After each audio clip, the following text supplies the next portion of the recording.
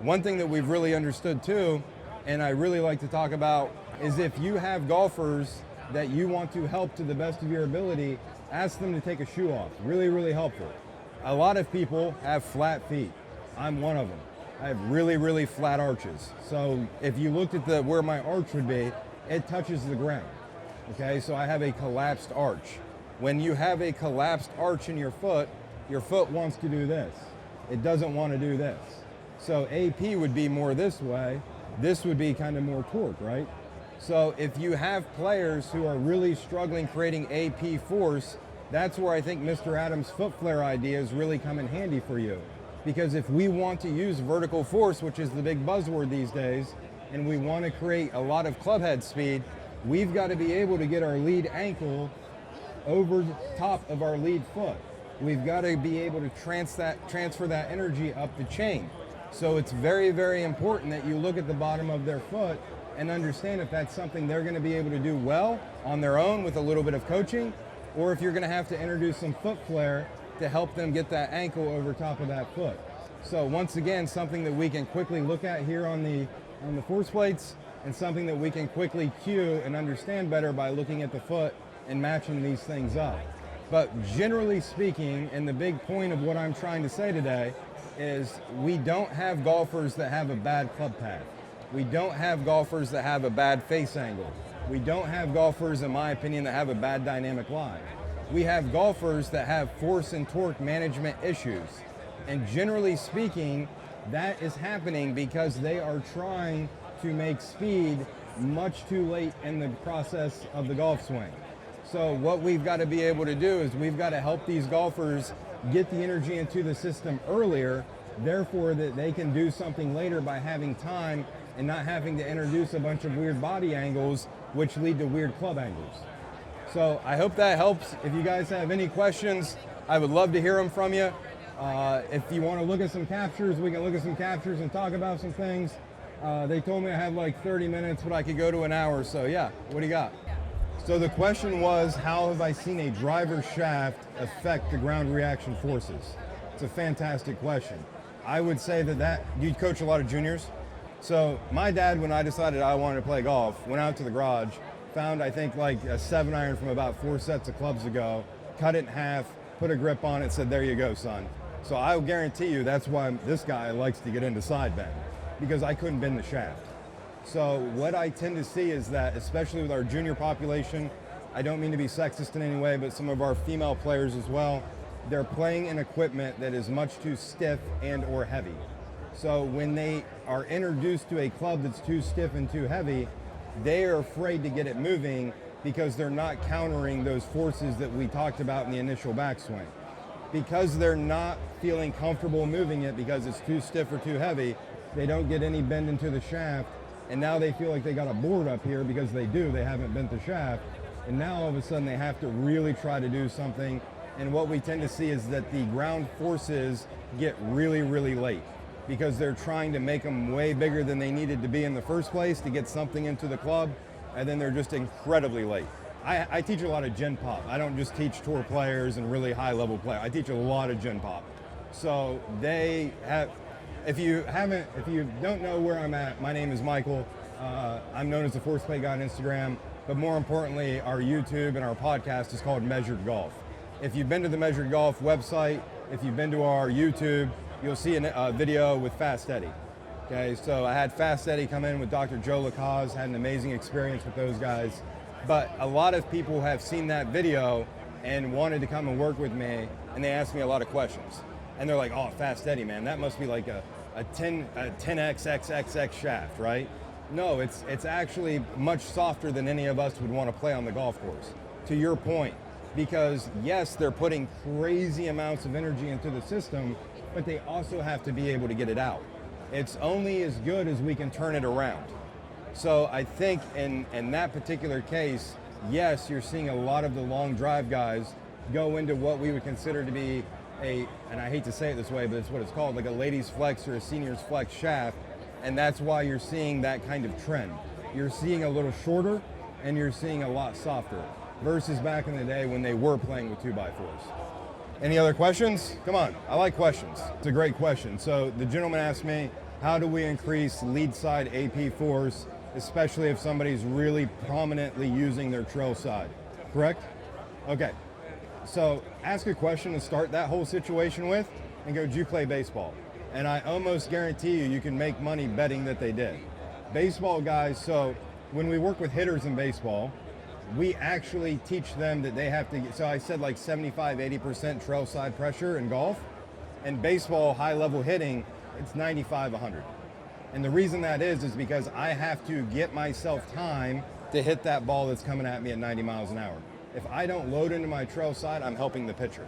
So a lot of our baseball guys, when they load, let's say 100%, they basically have that left foot in the air, they're turning out of that trail side, which would be positive AP out of my trail like you're talking about, but the opposite of that in the lead, which is negative. And that's when we start seeing that left leg lock out. So one of my absolute favorite drills to do with them is I get them to do split stance swings. I love them.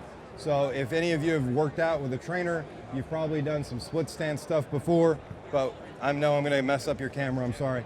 But what we're gonna do with the split stance, and this is, you gotta be a little bit particular with people, but when you have them do a split, a lot of people will do this. Those guys don't work out, okay? So you don't wanna have people trying to do this, right?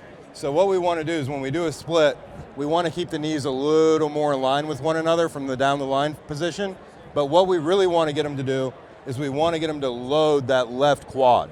We really want them to feel like all the weight's there and they can pick this right foot up. And you'll be surprised, they'll be holding the golf club and they're like, Coach, I'm gonna hit myself in the left thigh. No, you're not. Just, you gotta talk them into this a little bit.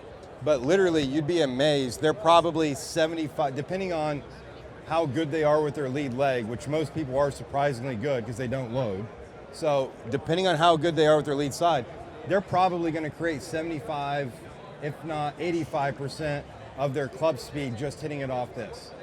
So they can hit balls just like this, but they start feeling what that feels like to have that grounded. Yeah, go ahead and do it.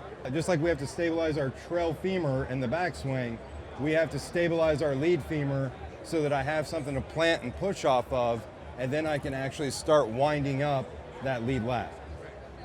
Great question though, thank you. If everybody can see this dot right here, this is matched up with this video, so these two things are correlating. So what we see out of this player is that as they're taking the club back, their vertical torque drops below the 0 line here. So you can see the club's not even moving yet, and they are already twisting away from the ball.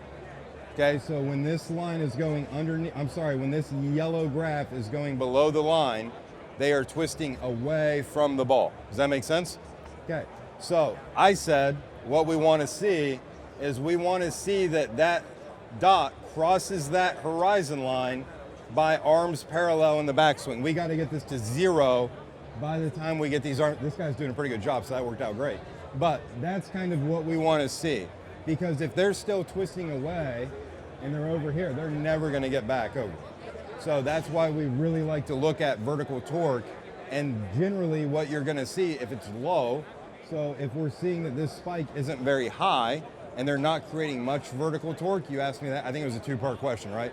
Okay, so if this is low, generally this is very late. That's typically how that kind of goes. Now you asked me, I think it's three-part actually, because you asked me for a drill, right? Oh, it's all good, I like it. So one of the greatest things that you can do for vertical torque and people that don't have much of it is, and unfortunately I'm not a fitness trainer, so there are fitness trainers here, so hopefully they don't kill me too bad. But one of the best things that we can do is if you take a medicine ball, okay, not a heavy one, 3, 5, 7 pounds, nothing crazy, okay? And what you do is you get your player, just golf, right? We're golfers.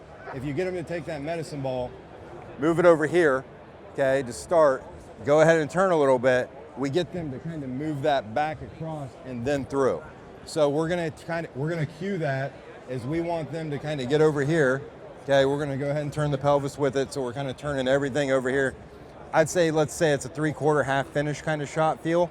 We're gonna get them to start here with the medicine ball between both hands, and then we're gonna have them get the pelvis going and then get the arms going. And then once again, no delay, we're gonna get them to get the pelvis going and then the arms going. So we wanna feel like the pelvis rotation is what's pulling the arms in the thoracic region around the golf swing. But what a lot of golfers get in trouble with torque is that they get way too much AB and adduction going on with their arms instead of moving the club and the arms with their chest. A lot of people, I hate to say this because I'm a golfer, so I'm actually talking about myself, but like, I'm not the best athlete in the world, I'm a pretty decent golfer, right? So I'm good at doing golfy things. But if you kind of make me do this drill, which I'm not going to be great at because I'm not the most athletic guy in the gym all the time, and I do it consistently for, let's say, five reps, and then you put the golf club back in their hands, I almost guarantee that you're going to see that changes. And then what you can do is get them to do that on kind of a regular basis over the course of a couple weeks or a couple months, and now all of a sudden you see that really kind of goes from a weakness almost to a superpower. But that's a great drill for that. I actually stole that one from James Lights just to give credit where credit is due. So you're asking me how much AP force relates to vertical torque. Is that a fair? I'm not dumbing that down too much? Okay, I think it contributes most. So if I wouldn't feel comfortable giving you a percentage just because I really, to be honest with you, don't know the answer to that. I think it's a great thing to like get into and research. The one thing I would say about that is generally when we're talking about vertical torque, we're talking about transverse plane motion. If we're talking about transverse plane motion, we know that that's driven from AP force. So I'm not saying that there aren't golfers on the planet that have really low AP forces and create a lot of torque. I have seen that. I don't know what the percentages are exactly, but there are people who, quote unquote, are arm swingers. But generally when we see people that look like they swing the golf club effortlessly and have a lot of speed, and you're like, how do they do that? Generally they have pretty good AP forces, and they're creating the motion and the energy with the ground forces more so than with upper body and appendages. I think AP is kind of the new kid on the block. I think if you've been here this week, if you've been to the open forum, if you've been talking to or listening to some of the other presentations, there's a lot of talk right now about AP force. And I think really it's just an evolution of where the force plate users are kind of moving through the information, right? So as you're kind of moving through things, obviously we all had to figure out like, hey, where does the vertical force happen? Where does the horizontal force happen? Where does the torque? And now torque isn't really a individual thing as much as it is a byproduct of the AP force. So I think now we're just kind of breaking that out a little bit more and trying to be a little bit more specific. Gregory used to say it all the time, the point of application of right? He talked about point of application all the time. He was the first guy I ever heard talk about that. If you think about point of application being underneath the ball of the lead foot, well, that would require some pretty serious positive AP force out of the lead side. So I think we got to give Gregory credit for that. I'm not going to tell him that, but we're going to give him some credit for that one. So what's like the preload for golf? So the preload in golf is getting our pressure into our trail side. It's always going to come from the ground up. I would say that when we think about pressure, I think a lot of people have messed this up a little bit in the past, including myself. But if I want to push on something, generally I'm going to move closer to it. Now there's an epidemic in golf right now with people trying to do this in the backswing, trying to create torque. Now when I move that way and create extension in my trail leg, all of a sudden I'm moving away from the ground and I'm not loading at all. Now it looks from the naked eye and from video's perspective that I'm making a huge turn, but in reality I'm not creating any torque, right? So to answer your question, how do we set the stage to be able to wind the upper body up, is maybe how I would say that. I want to stabilize this trail femur. So when I stabilize this trail femur, I have this thing called a right spiral line that Dr. Thomas Myers helped us learn about the myofascial system. So when I stabilize that trail femur, that lower spiral line from my hip down is like, it can't move anymore. And now I can take the spiral line around the upper body and really twist that thing hard against something stable. So I don't know if that answers your, okay. Yeah, perfect. Fantastic question. That's really, really good. So you can't really get them here more if they don't have anything to get there with, right? So I would definitely get them moving faster in the backswing. So that drill I kind of had everybody doing earlier, I think that's a great one. Another really good one you can do is if you take an alignment stick, as we all have as coaches hanging around, if you make them stand on an alignment stick and it splits their feet right in two, this is a good guide for you. but you're gonna put an alignment stick right on that line about maybe, I don't know, two steps wide, like right here. They've got their golf club in their hands, okay? They need a little bit of weight. In the beginning, you might wanna have them flip the golf club around and hold the shaft, okay? Just to take some of the weight out because they're not ready for it either.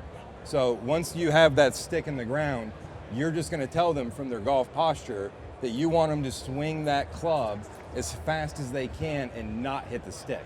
They're not going up, they're just keeping it parallel, right, to the ground, but you're just gonna have them swing it at that thing as hard as they can. Absolutely, because we're gonna get them to break a little bit sooner and start getting things moving back left a little earlier. Honestly, and here's the cool thing too, guys, you do not have to be a rocket scientist to use this stuff. Because in all reality, and this is where I think, has anybody got a body track still? Anybody got one of those things? You got one, anybody else? Okay, like they're good. Like they tell you what the pressure's doing, right? So the funny thing is I have all these people flying to Ann Arbor, Michigan to work with me, and they're like, I can't wait to do force plate stuff. And I show them their pressure's not loading into their trail side, and they're like, okay, but what about we can't talk about the forces till we get the action to happen, right? So the cool thing is if we are talking about helping people play better golf, talking about creating speed, step one for us as coaches generally is going to be teaching them how to load more. So 85% of what you're going to do day in and day out is look at the pressure and go, hey, where did it go? So what this is great. I love this stuff. I'm a geek, absolute nut job when it comes to this stuff. I love it. But in reality, this is what I look at with a lot of players. When I'm on the road, I use these plates right here. So these are the mobile ones, I believe. And I'm literally looking, I can see the AP in real time because I've got traces on both the right and left foot. So I can look at that in real time as well as how much pressure gets loaded. So we've got him about halfway back and we see he's at 79%. So the really cool thing here is he passes the first check, great. Now I can nerd out and get into the forces and all that stuff, but we have got to make sure that they are getting, in my opinion, at least 75% into their trail side. And just so everybody knows, because I don't want anybody to take this information and run with it too much, if they are hitting it well and they are not getting hurt and they are getting 75% of their pressure in their trail side, do not add more. You don't necessarily need more pressure. But what we tend to see with better players that create enough speed is that they are very consistent day to day, week to week, month to month, year to year, and how much pressure they put into their trail side. Now here's a fun one for you. I'm not talking about partial wedge shots, I'm talking about full wedge shots to driver swings.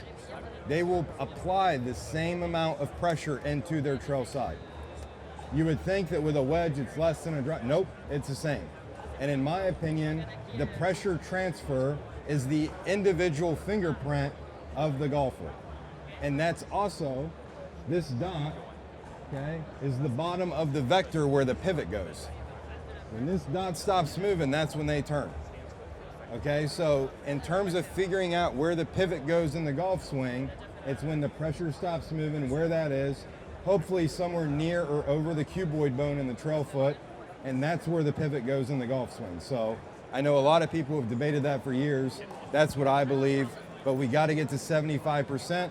If they're playing great and they're happy with how far they hit the ball and they're at 75, we're leaving it alone. Now, if they come to you and they're playing pretty well and a good stick and hit it real straight and they're like, oh, they just don't hit it far enough. Like, I want to get some distance. And they're at 75, I think it's worth playing around with. How much does stance width affect your ability to move pressure left and right? Is that what you said? Cool. A lot. Because I think a lot of people are I think a lot of golfers, like I'm fortunate I get to do force plate stuff with other athletes as well. But with golfers in particular, they've had probably some coaching before they get to me. And a lot of golfers that show up look like this, super narrow, right? So if they're super narrow and they're trying to move a little, they just start kind of doing this stuff, trying not to fall over. So generally what I would say is that if you have somebody who really just doesn't get this dot moving around very much and doesn't transfer much pressure, I would say start making them wider. Very rarely do I see a golfer come in who's halfway decent that's way too wide. If they're bad, then yes, and they look wide, they probably are. But generally when we think about stance width, I'm sure that our trainer friends could probably give us a more specific reason as to why we make stance width than I could. But one of the things we want to think about is anatomical alignments. And generally we want to see the middle of the ankle slightly outside the middle of the hip. That's a good starting point. So if you have somebody that's got really narrow hips, they're going to have a narrower stance. If you have somebody who's a little more barrel-chested and kind of wider hips, I wouldn't be surprised to see a wider stance. You asked me about women earlier. Generally, I see women with way too narrow of a stance. Women tend to have these great hips. It's like their super strength for golf and everything that they do in life. And generally, they tend to be a little bigger and stronger.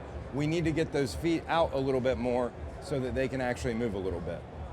So the question was, John Tattersall presented last night at the Open Forum. John was talking about really trying to get the hands up and make a huge turn and create a very big moment arm. That's what you said, right? Question was, should we be more trying to get the hands up high to create a big moment arm? Or should we be trying to kind of turn more in the barrel, so to speak, as golf pros like to do, right? Anytime we're talking a moment arm, in my opinion, I think we're talking distance. So generally speaking, I think if you look at your long drive guys, that's exactly what they're doing. But from a golf coach perspective, I would say if you get in here and you look at their forces, so you can go here to just where it lays all three out. Okay, if you're unfamiliar with this kind of dark line here, that's their horizontal force. This yellow one is their torque, vertical torque, and this orange one here is vertical force. But when we kind of look at these and we compare them to the PGA Tour averages, we see that this player here doesn't really make much horizontal force at all. Okay, he's not getting to the PGA Tour average. I'm not saying everybody should be average. I'm just using it as a reference point. If we look at his torque, it's very, very high relative to the PGA Tour average. This guy can torque, right? If we look at his vertical force, he's getting to that PGA Tour average, but he's not exceeding it the same way he does with torque. So for this gentleman here, I would not go, hey, let's get your hands higher. This guy's gift to golf is being able to create torque, AP force, right? That's what this guy's really good at doing. So I'm gonna get him more like you were saying, the ladder, to where we're trying to create a moment arm in the transverse plane more so than a bigger moment arm in the frontal plane. Now, if it was inversed and his vertical force was through the roof, then I'm gonna be like, let's get those hands up. Because now we're creating the moment arm in the frontal plane versus the transverse. Great question. We gotta match it up, right? So the most amazing thing is matchups is probably the biggest buzzword in golf in the past 2 years, right? Gotta match everybody up. How do we match everybody up if we don't know what they're good at doing? And that's why I think having the force plates is amazing, because we can kind of look at their engine and go, hey, this is a Ford, not a Chevy, right? So if you have a Ford, you better work on it at a Ford service dealer. If you take it to the Chevy service dealer, that thing ain't ever gonna run right again, right? So I think we gotta understand what their strengths are, what they're good at doing. Now, don't get me wrong, sometimes you look at this and it's like, well, I could go a lot of different ways. Probably a pretty high handicapper, and we probably need to work more on just getting, you know, some of the countering going on that I was talking about earlier, so that the club's not in such a bad position and they have to try to recover. Generally what I've found is that if you can make sense of this world for somebody, right, and you can get them to do the action with good timing, path cleans up, face to path cleans up, dynamic lie cleans up, low point, like pick your delivery issue, they all seem to get better. Like I said, I don't think people just naturally make a bad club path, naturally make a bad face angle. They have forces and torques going on that they're trying to manage, and they don't have any time. Especially if they don't load very well, now you definitely don't have any time.